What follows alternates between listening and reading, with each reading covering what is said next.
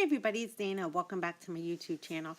Today I'm going to be making a card using this month's Hero Arts 2017 card kit.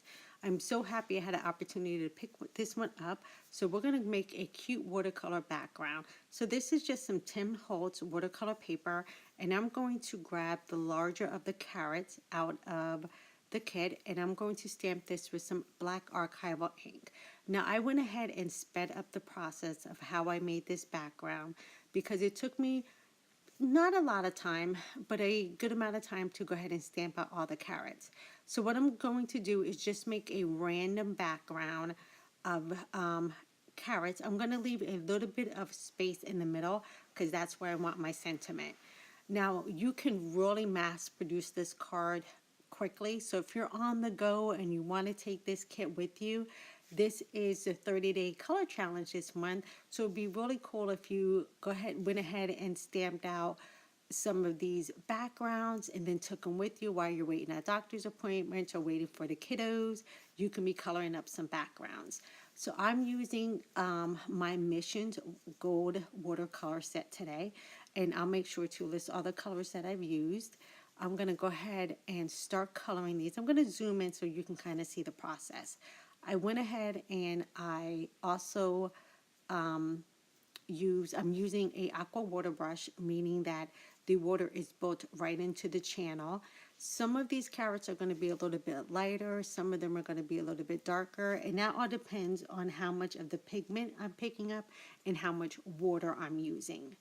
So this is a very quick and easy technique to do.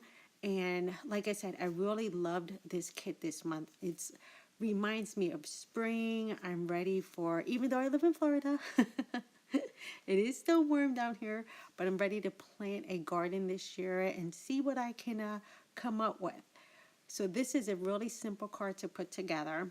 And since, like I said, it is a 30-day or 30-day color challenge. If you guys don't know what that challenge is, you can go to thedailymarker.com and join up this month. Kathy does this every couple of months, and it's really an awesome thing to do because it really gets me to focus on my coloring, even if it is just for 15 minutes a day.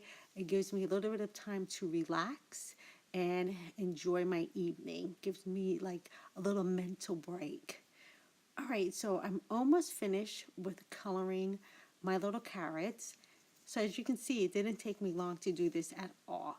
What I like to do though when I color is to rotate my card panel or whatever I'm working with, or working on rather, is to keep the point of either my brush or my Copic in front of my eye instead of like with my wrist turned backwards. That just helps me to kind of keep my color in line. So you'll see me rotate my, anytime you see me coloring, you'll always see me rotate my image.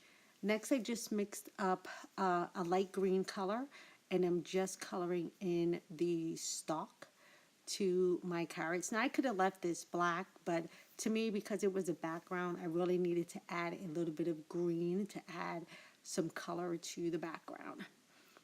So I'm just going to go ahead and finish up adding those stalks. See, and you can see how I just rotate my card. It just makes it a little bit easier for me to see what I'm doing when I rotate my panels. That's just something I've always done. Anytime I even color with pencils, watercolors, Copic markers, regular markers, it doesn't matter. It just makes it a little bit easier for me to color. All right, so I'm almost to the end. And that is looking pretty darn cute, if I have to say so myself. All right, now since that's done and my first layer of orange is dried, I'm just coming in with a little bit of a darker shade of orange, and I'm just going to add some shading. Now I'm not really getting fancy with this, just around where the lines are on my carrots. I'm just going to add a tad bit of shading. Now I could have left this plain and didn't worry about it at all, but I felt the need just to add a little bit of dimension to the card panel. At this point, if you were making this card, you can go in and do a few little doodles. You can add little highlights if you wanted to instead of shading. Totally up to you. But I just wanted to add just a tad bit of shading just to give my carrots like I said, just a tad bit of dimension.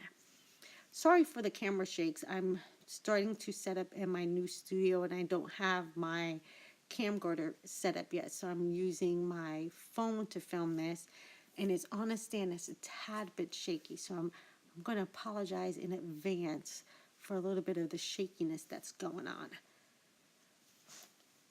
All right, so we are looking good and that is complete. So now you can see I can add my How Does Your Garden Grow right in the middle of all of those adorable little carrots. So I'm going to go ahead and place that there. I'm going to go ahead and zoom out so now I'm not all up in your face since we got the coloring part done. Now I can go ahead and set up the sentiment. But what I want to do is go ahead and grab in my Misty so I can make sure that my sentiment's going to be straight when I stamp it. So let me go ahead and move everything out of the way and then I can make sure that my sentiment is nice and straight in the middle. Okay, now I can go ahead and close my lid. Now I'm just going to use the same ink that I stamped my images with. It's just a black archival ink. Usually I use the VersaFine Onyx Black ink, but this was just already sitting on my desk. So for me to get a really good crisp image, I'm going to go ahead and double stamp that just so I can make sure that my sentiment's nice and black. Look how cute. Super cute. Now, I want to add a few embellishments, and I'm not going to add sequins, you guys. I'm going to grab the smaller of the carrots out of this stamp set. There's two sizes. It's the larger one that I already used on the card panel, and then there's another smaller carrot. So I'm going to use the smaller carrot, and that's going to be my embellishment for my card. So I'm going to do the same exact thing. Since these carrots are so small and so easy to color, I'm doing the same exact thing. I'm going right back in there, and as you can see, it takes me like 2 seconds to color up the carrot. So, like I said, if you wanted to stamp a couple of these out, sit outside, sit in the car while you're waiting on your kids to get out of school, take your aqua pen, grab yourself a color palette of some inks, or if you have your Copics, you can sit back, relax, and just wait for the kiddos.